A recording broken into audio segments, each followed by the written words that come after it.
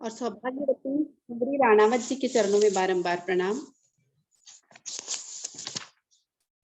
कल हम लोगों ने देखा किस तरह से मीराबाई की ननद उनको समझाने और उल्हाना देने दोनों ही आती हैं और मीराबाई कितने प्यार से उनको अपना जवाब देती हैं। अब आगे देखते हैं। जीना राधे के मनोहारी दर्शन। तीज आई, मीरा की प्रतीक्षा सफल हुई। शाम होते ही महलों में त्योहार की हलचल आरंभ हो गई थी। एक बड़े चौक में लोहे के खंभों पर लोहे की बल्ली लगाकर सूत के मोटे रस्से से बंधा हिंडोला। प्रथम महाराणा सांगा चढ़े झूले पर, उनके साथ उनकी प्रथम पत्नी सोलंकिनी जी। एक पांव से उन्होंने जो झूला चढ़ाया देखकर आश्चर्य होता था। एक और पुरुषों का झुंड खड़ा था, दूसरी ओर स्त्रियां। उनसे कुछ हटकर दासियों का झुंड है, तमानिया गाने वाली। जैसे ही झूला धीमा हुआ, सारंग देव ने सोटा उठाया सांगा को मारने के लिए, तो वे चिल्ला पड़े, अरे काका जी, मुझे तो अभी कई बार झूले पर चढ़ना है, ऐसे मारेंगे तो पीठ सूज जाएगी। आज तो अन्नदाता जरा सी गलती पर पीठ पांव सुजाए बिना मानेंगे ही नहीं हम। सारंग देव के इस उत्तर पर सभी हंस पड़े।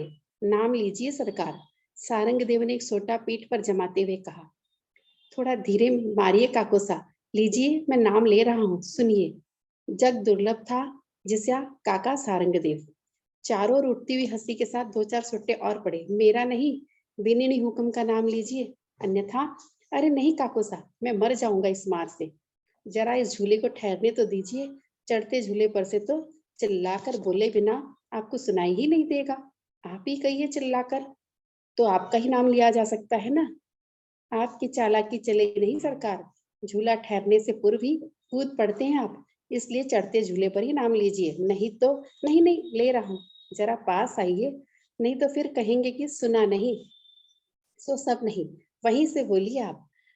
अब आप ही बुढ़ापे में क्या बचपना करवाते हैं। यही तो हम कह रहे हैं, आप भी बुढ़ापे में क्या बालकों जैसे नखरे दिखा रहे हैं। अच्छी बात है, सोलंकिया रिधियड़ी कुंवर बाई नाम। बस अब तो सांगाले से कूद गए। स्त्रियों के झुंड ने महारानी को घेर लिया और उनसे नाम लिवाकर ही छोड़ा। महाराणा की दूसरी पत्नियां भी उनके साथ झूले पर चढ़ी और उनसे भी नाम लिवाए गए। अब बारी आई भोजराज की। पधारो बाबूजी। दादाओं, काकाओं और भाइयों ने उन्हें पुकारा, किंतु पिता के सामने भोजराज पत्नी के साथ झूले पर पांव रखने से लजा रहे थे। महाराणा उनके संकोच का अनुमान करके महल में जा झरोखे की जाली से अपने प्रिय पुत्र एवं पुत्र वधू को झूलते देखने लगे और स्त्रियां गा रही थी। झूमा झूला जैसे ही धीमे पड़ते, रतन सिंह ने डोर से भोजराज की बाहों में भर लिया। मैंने आपको इसलिए मार नहीं ले गई बाबूजी हुक्म कि आप दाजी राज की तरफ पुकार कर नाम नहीं ले सकते थे।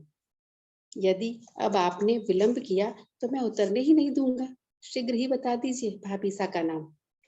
मेडेतिया घर्री थाती, मीरा आब, आकाशरो फूल। बस अब तो रतन सिंह आबरो फूल का विचार करते ही रह गए। भोजराज उतर गए। मीरा को स्त्रियों ने घेर कर पति का नाम पूछा तो उसने हुलस कर बताया, राजा है नंदराय जी, जाको गोकुल गाम, जमुना तटरो बास है, गिरधर प्यारो नाम। यह क्या कहा आपने? हम तो बाबूजी हुकुम का नाम पूछ रही हैं। इनका नाम तो भोजराज है। बस अब मैं जाऊं? मीरा अपने महल में चली आई। वे गुनगुना रही थी, हिंडोर और पड़ियो कदम की डाल, माना झोटा दो नंदलाल। ये आकर अपने प्राणधार के सम्मुख बैठ गई। जैसे ही तानपुरे के लिए हाथ बढ़ाया, कहीं पपीहा बोल उठा, हृदय में जैसे दामिनी लहरा रही हो। पपीहरा काहे मचावत शोर, पपीहरा काहे मचावत शोर, पिया पिया बोले जिया जरावत, पिया पिया बोले जिया जरावत मोर, पपीहरा काहे मचावत शोर। भजन पूरा करके जैसे ही मीरा ने आंखें उगाड़ी, वह हर्ष से बावली हो उठी। सम्मुख पर चौकी पर श्याम सुंदर बैठे थे। उसकी ओर देखते ही मंद मंद मुस्कुरा रहे थे। मीरा की पलकें स्थिर हो गई। कुछ क्षण देह जैसे जड़ हो गई।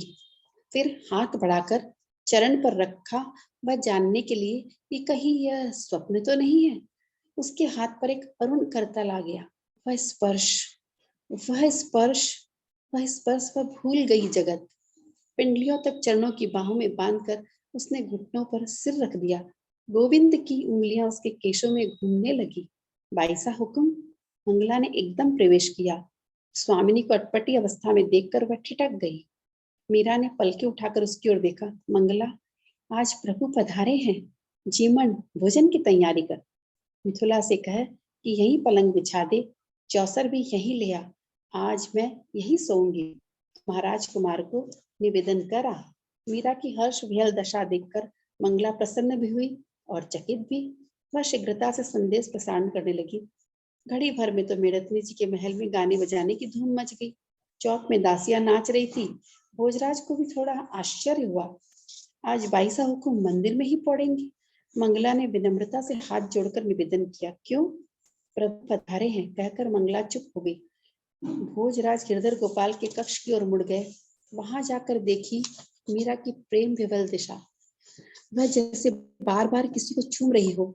आंखों में हर्ष के आंसू, रोम रोम पुलकित, होठों पर हंसी खिली पड़ी थी।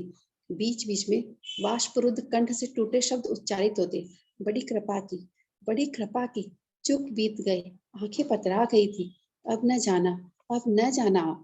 भोजराज आश्चर्य से देख रहे थे। मीरा के हाथ किसी की देह पर घूम रहे हैं। एकाएक कहकर हंस पड़ी। लगा जैसे लाज से मुंह छिपा रही हो। यह क्या हो रहा है? कौन है यह? मुझे क्यों नहीं दिखाई देता? भोजराज सोच रहे थे। मीरा की दृष्टि उन पर पड़ी। पधारिए महाराज कुमार, देखिए मेरे स्वामी पधारे। आइए, इनसे मिलिए। ये हैं द्वारिकाधीश, मेरे पति। और श्री भोजराज का परिचय देते हुए उनसे कहा, ये हैं चित्तौड़ के महाराज कुमार युवराज भोजराज, मेरे सखा। फिर भोजराज से पूछ बैठी, कहिए कैसे लगे आपको मेरे धनी? मुझे तो कोई दिखाई ही नहीं दे रहा है। क्या आप सच फरमा रही हैं? भोजराज ने पूछा। मीरा खिलखिलाकर हंस पड़ी। सुन रहे हैं प्रीतम? महाराज कुमार क्या फरमा रहे हैं? फिर भोजराज ने से कहा, आप पधारे। ये फरमा रहे हैं कि आपको दर्शन होने में अभी समय है। भोजराज असमंजस में कुछ पड़ गए और फिर शयन कक्ष में चले गए और मीरा गाने लगी। दासियों ने उसे श्रृंगार कक्ष में चलने को कहा, किंतु वह अपने मोहन को आंखों से ओट करने को तैयार ही नहीं थी। उन लोगों ने श्रृंगार सामग्री वही लाकर उसे सजाया। तब श्याम सुंदर का हाथ पकड़कर वह उठ खड़ी हुई। झूले पर पधारेंगे आप?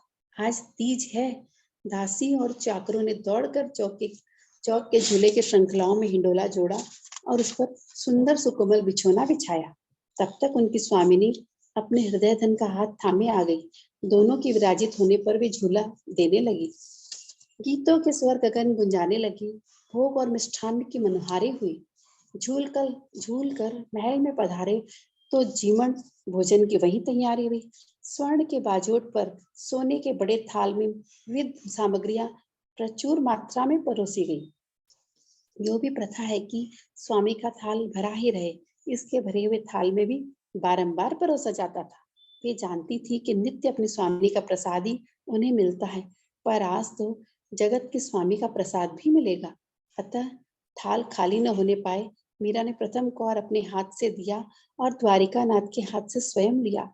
दूसरा देने पर प्रभु ने कहा, खाओ न। एक कौर तो शत्रु को दिया जाता है प्रिय। आज मीरा की प्रसन्नता की सीमा नहीं है। आज जीवन का चरम फल प्राप्त हुआ है। आज उसके भव भव के भरतार पधारे हैं, उसकी साधना, उसका जीवन सफल करने। सबसे बड़ी बात यह है कि रंगीले राजपूत के वेश में है प्रभु।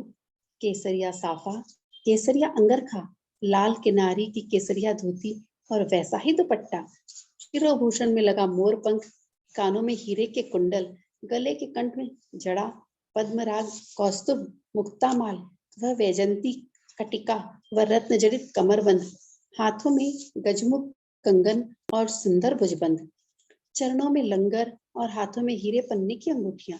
इन सब से ऊपर वह रूप, कैसे कोई उसका वर्णन करे। उसे देखकर मन इतनी खुदी से बचा ही नहीं पाता है।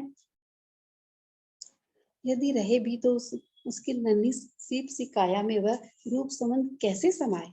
अथा की था कौन ले, असीम को अक्षरों से कैसे बांधे? बड़ी से बड़ी उपमा जहाँ ओछी पड़ जाती है, श्रुतियां नेति नेति कहकर चुप साध लेती हैं। कल्पना के पंख समीप पहुंचने से पूर्व ही थक कर ढीले पड़ जाते हैं। वह तो अपनी उपमा आपो आप है। कोई दूसरा हो तो बताया जाए कि ऐसा, किंतु क्या यही कहकर संतोष मिल जाता है?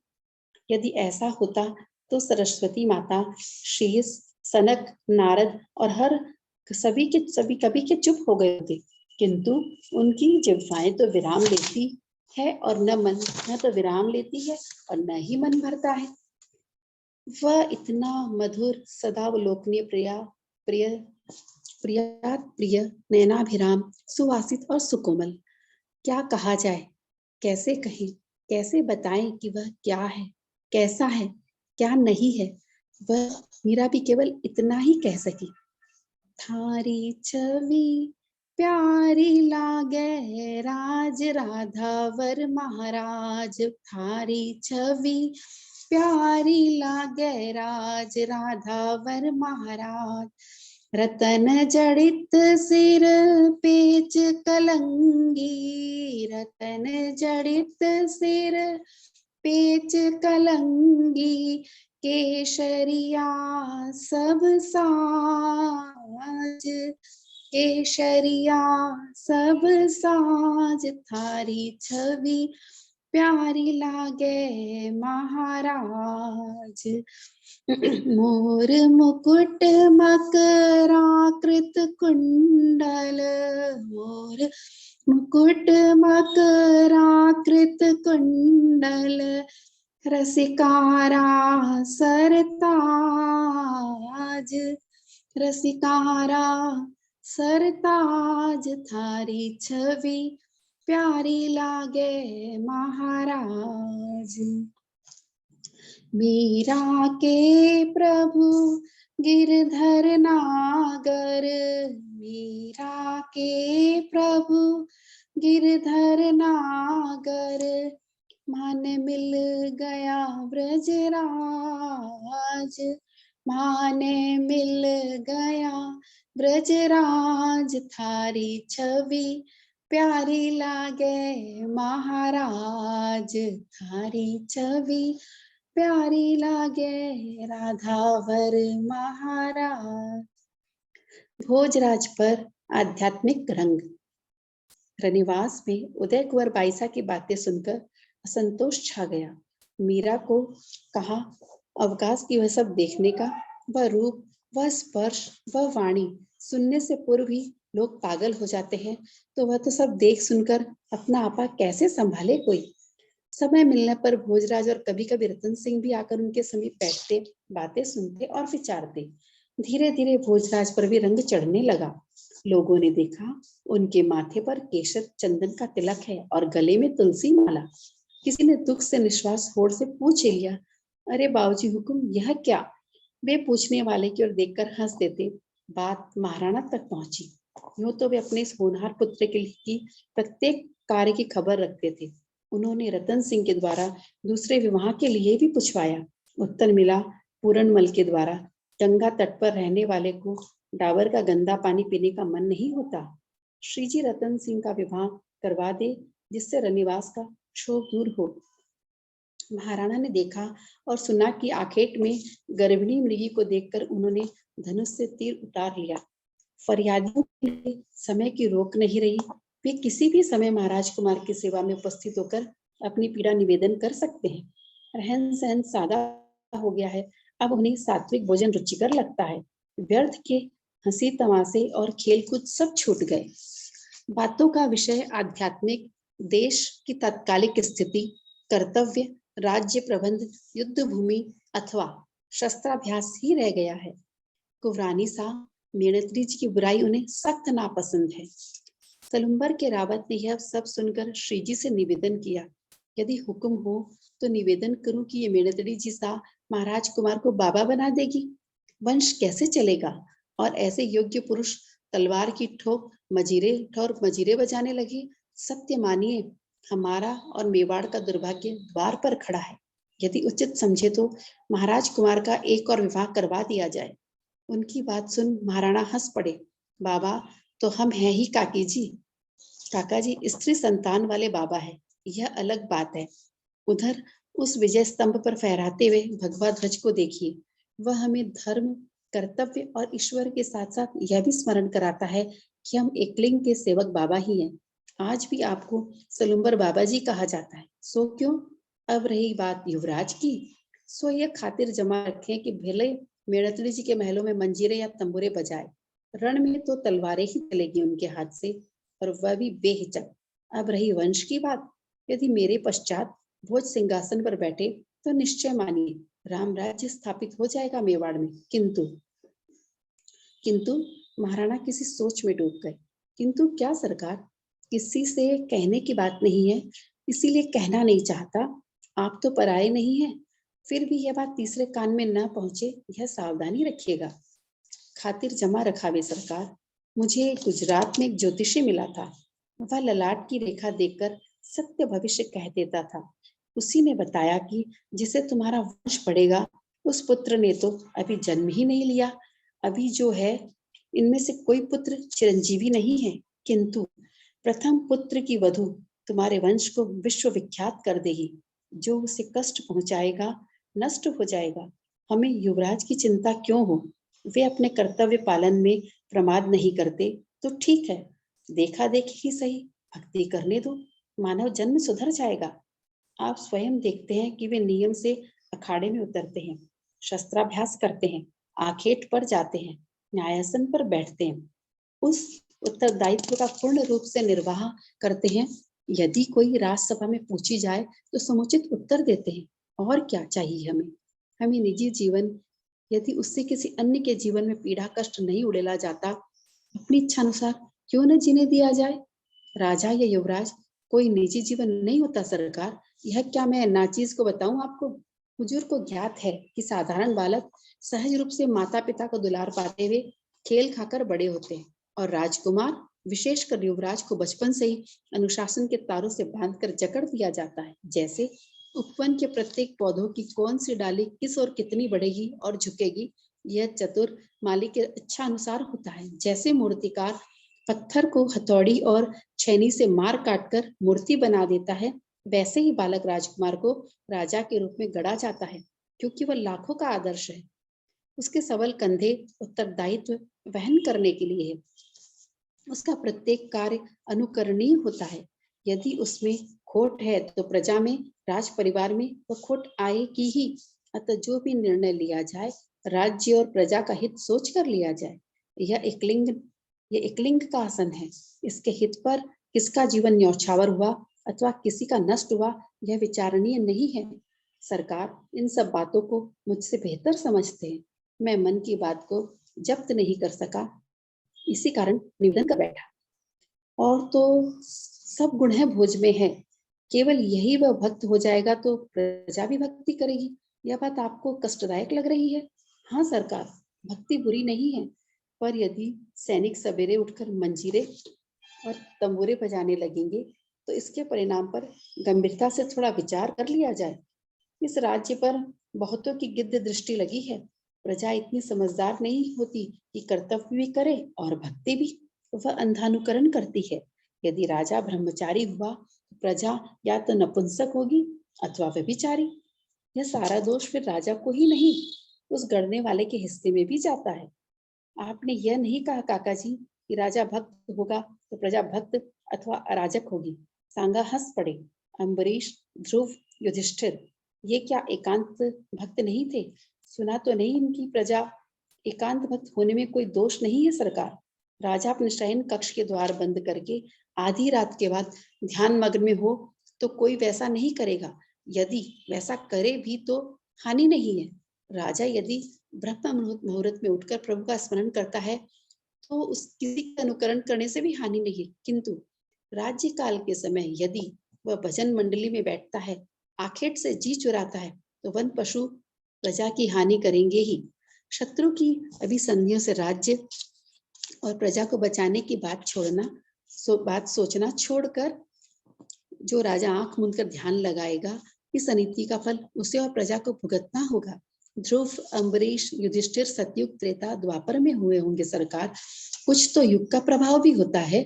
कलयुग का क्या अपने प्रभाव छोड़ेगा? कलयुग क्या अपना प्रभाव छोड़ेगा?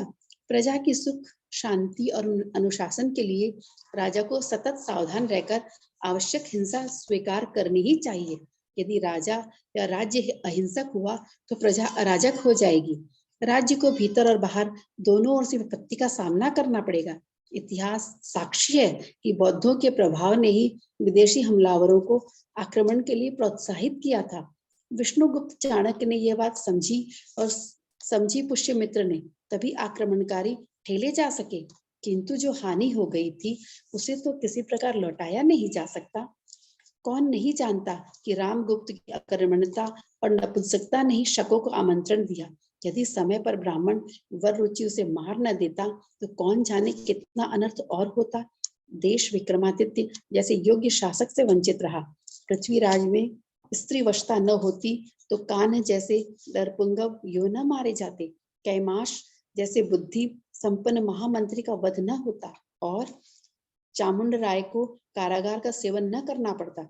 जयचंद और उनमें शत्रुता न होती तो गौरी जैसे शत्रु से प्रभाव भी प्राप्त न होता। राजा को तो कुछ अपना ही नहीं होता और कोई सगा नहीं होता। केवल धर्म और कर्तव्य उसके अपने हैं। काका जी, आपकी बातें सुन बहुत अच्छा लगा। इस राज्य का और मेरा सौभाग्य है कि आप जैसे सामंत हमें प्राप्त हैं। अब यदि मृत्यु आ भी जाए तो निश्चिंत मर सकूंगा कि मेवाड़ आपके जैसे हाथों में सुरक्षित है। मैंने युवराज के पास विवाह प्रस्ताव भेजा था पर उन्होंने स्वीकार नहीं किया। आप और हम प्रयत्न करेंगे कि मेवाड़ को कर्मण्य शासक कभी न मिले, किंतु समय से बढ़कर शासक कोई नहीं है। काका जी, आपको ज्ञाता है ना कि मैं मेवाड़ का भावी शासक बनूंगा। इस भविष्यवाणी को सुनते ही माताजी के मंदिर में मेरे बड़े भाई ने मुझ पर आक्रमण कर दिया था। उस समय काका सूरजमल आड़े आ गए थे, पर एक आंख तो जगमाल की तलवार की भेंट चढ़ ही गई। चाहता तो मैं और काका मिलकर उन्हें मार डालते, पर क्या भातृहंता होकर भविष्य में इस गद्दी पर पांव रखता। मेवाड़ की राजगद्दी से मुझे बकरी चराना अधिक अच्छा लगा। अज्ञात वेश में मैं कितने दिनों तक गायरी का नौकर बनकर बकरियां चराता रहा, पर समय ने एक दिन कान पकड़कर यहाँ बिठा ही दिया। धर्म और कर्तव्य पालन का प्रयत्न ही तो हमारे वश में है। विश्वास कीजिए इस अपंग सांगा को कभी आप इनसे विमुख नहीं पाएंगे। परिवार में वैमनस्य।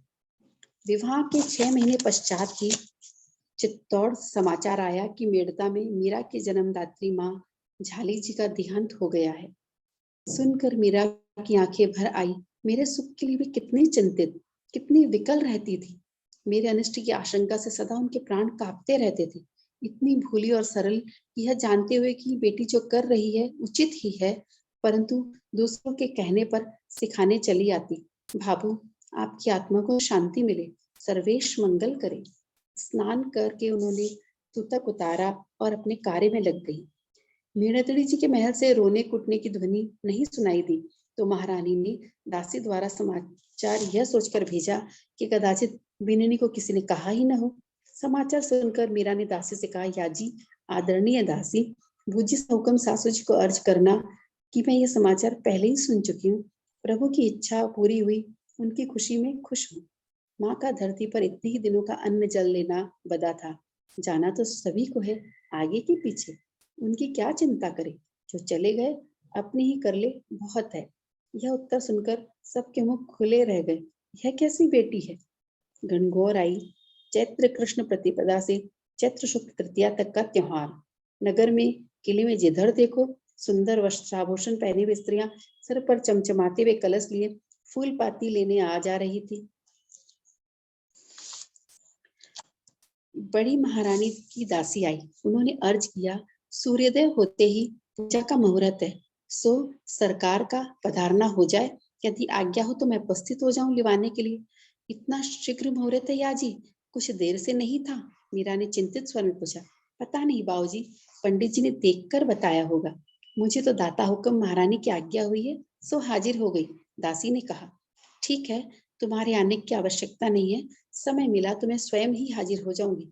यदि मुझे विलंब हो जाए तो मेरे लिए प्रतीक्षा न करके सभी पूजन कर ले। अरे बाबूजी, यह न फरमाइए, मुहूर्त टलना असगुन होता है।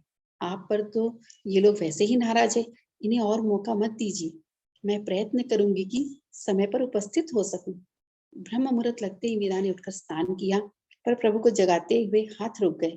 आधी रात के पश्चात तो प्रभु ने शयन किया है, अब इतनी शीघ्र कैसे जगा दूं? अच्छा, पहले गणगौर पूजाऊं, किंतु वह मुहूर्त तो सूर्योदय के समय है। यदि अभी जगाकर पूजा आरंभ न की तो सूर्योदय तक पूरी न हो सकेगी। फिर पर नहीं, कैसे जगा दूं? असमंजस में पड़कर मीरा वहीं बैठकर जप करने लगी। यदि केवल जगाकर गणगौर पूजने चली जाऊं, नहीं, वहां तो बहुत जमघट लगा होगा। पूजा के पश्चात गाना नाचना कदाचित भांग की मनोहारी। तब तक क्या ये यहाँ बिना हाथ मुंह धोए भूखे बैठे रहेंगे? नहीं नहीं, ये कैसे हो सकता है? यदि मैं महाराज कुमार को निवेदन करूं कि इनकी पूजा का, अरे नहीं, वे क्या जाने कि इनको क्या रुचता है। यह कार्य तो किसी दूसरे को सौंपने लायक है ही नहीं। ठीक समय पर वे तानपुरा लेकर बैठ गए। जागो बंसी वारे लाल ना, जागो मेरे प्यारे लाल ना, उठो लाल जी भोर भयो है, सुर नर ठाड़े द्वारे, गोपी दही मथत सुनियत है, कंगना के झनकारे, जागो बंसी वारे जागो, जागो बंसी वारे जागो। ठाकुर जी को जगाकर मीरा ने मुख धुलाया, स्नान कराया, श्रृंगार किया, शीशा दिखाया, दासियां सामग्री लाला करके रखती और ले जा रही थी। उसी समय नगारे पर चोट पड़ी और घड़ी भर में तो नगारों और शहनाइयों के स्वर से गढ़ गूंजने लगा। महारानी की दासी पुनः आई। कुंवरानी सा पधारना हो, तो सभी प्रतीक्षा कर रहे हैं। याजी, तुम जाकर मेरी ओर से क्षमा मांग लेना, मैं पूजा में बैठ गई हूँ, हाजिर नहीं हो सकती। अभी तो भोग और आरती करना शेष है। अरे अन्नदाता, गजब हो जाएगा, दासी ने विनय करते हुए कहा। आज कलह हो यह अच्छा नहीं होता, एक बार पधार जाए, लौट कर पूजा कर ले। यह पूजा नहीं टल सकती याजी, वह टले तो फिर खटेगी। तुम जाओ, जाकर अर्ज कर देना। मीरा ने दासी के हाथ से भोग लेकर ठाकुर जी के सामने प्रस्तुत किया। तभी क्रोध में भरवी ननद को आते हुए देखा। भाभी महारा, आपको बड़ी भाई हुक्म याद फरमा रही है। क्रोध को दबाकर उन्होंने कहा, मैं भोग लगाकर और आरती करके अभी हाजिर हो जाती हूँ, तब तक तो मुहूर्त ही निकल जाएगा। तो वहां सबसे अर्ज कर दीजिए कि पूजन कर ले, मैं बाद में कर लूंगी। मुहूर्त निकलने के पश्चात पूजन करने से असगुन होता है, पधारे जल्दी। तब मैं नहीं पूजूंगी, किसी देवता में इतनी शक्ति नहीं कि मेरा अनिष्ट कर सके। आपका क्या अनिष्ट होगा भाभी महारा? आपके पिहर में गणगौर नहीं पूजते क्या? देश के बाहर है आपका पिहर, ये कुछ जानती समझती नहीं। असगुन सुहाग का होता है, अनिष्ट तो बाउजी हुक्म का होगा। भाई साहब, पूजा न करके अपराध मैं कर रही हूँ, तो दंड भी मुझे ही मिलेगा ना। आपके बाउजी हुक्म को क्यों भला? और आप सब तो पूजन करेंगी, सो वह नहीं देखेंगी। आप सबकी पूजा से बाबूजी हुक्म का भला नहीं हो सकता क्या? कैसी हैं आप? इतनी देर में तो हम वहां पहुंच भी जाते। उठिए चलिए। भाई साहब, मीरा ने दृष्टि उठाकर ननद की ओर देखा। मैंने पहले ही आपको अर्ज कर दिया था कि मेरा चूड़ा अमर है और मेरे पति गिरधर गोपाल है। उनकी सेवा के बाद यदि समय बचे तो मैं देवताओं और मनुष्य की सेवा करने को तैयार हूँ, इससे पहले नहीं। मीरा ने ठंडे पर बड़े दृढ़ स्वर में कहा। बींद ठाकुर जी है तो फिर बाबूजी हुक्म क्या है? यह बात तो आप उन्हीं से पूछ लीजिएगा। कहती हुई मीरा भोग के थाल ढककर उगाड़कर पर्दा खींच दिया। उदय कुंवर बाईसा के जोर जोर से बोलने के कारण भोजराज जग गए। उन्होंने पूछा, कौन है? बाईसा है, दासी ने कहा। क्या है उदा? भोजराज ने पूछा और देखा बहन का क्रोध से मुंह लाल हुआ है। गणगौर पूजने का मुहूर्त आ गया बाबूजी हुक्म। रात को ही भाभी महाराज को कहला दिया था। सवेरे नर्मदा जीजी को भेजा, अब तीसरी बार मैं स्वयं आई हूँ। वहां सभी प्रतीक्षा कर रहे हैं, मुहूर्त टला जा रहा है। इन्होंने क्या कहा? भोजराज ने पूछा। इन्होंने तो फरमाया कि मेरे पति ठाकुर जी हैं, पहले इनकी सेवा करके फिर समय बचे तो दूसरे की भले ही कर लूंगी। मेरा तो सुहाग अमर है, मुझे किसी की चिंता नहीं है। तब मैंने पूछा कि बाबूजी हुकुम आपके क्या लगते हैं? तो उन्होंने फरमाया कि उन्हीं से पूछ लीजिए। बात तो इन्होंने सच ही कही है उदा, जिसका सुहाग अमर है, तू ही बता वह क्यों सुहाग मांगती फिरेगी? भोजराज ने मुस्कुरा कर कहा, आप भी बाबूजी हुकुम। उदय कुंवर बाईसा ने आश्चर्य से भाई की ओर देखा। जा बहन जा।